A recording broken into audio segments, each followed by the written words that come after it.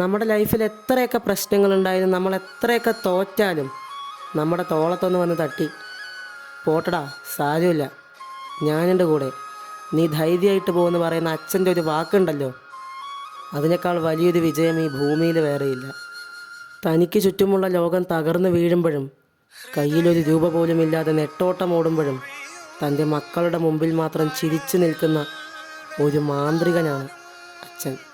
ആ മനുഷ്യന് സങ്കടങ്ങളില്ലാത്തത് കൊണ്ടല്ല, താൻ തളർന്നാൽ തൻ്റെ കുടുംബം തകർന്നു പോകുമെന്ന് ആ മനുഷ്യൻ അറിയാവുന്നത് കൊണ്ടാണ്.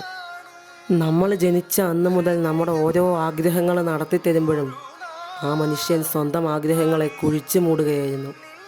പലപ്പോഴും നമ്മൾ ദേഷ്യപ്പെട്ട് തിരിച്ച് മറുപടി പറയുമ്പോൾ ഒന്നും മിണ്ടാതെ ഇറങ്ങിപ്പോകുന്ന അച്ഛൻ്റെ മനസ്സ് എത്ര വേദനിച്ചിട്ടുണ്ടാകും.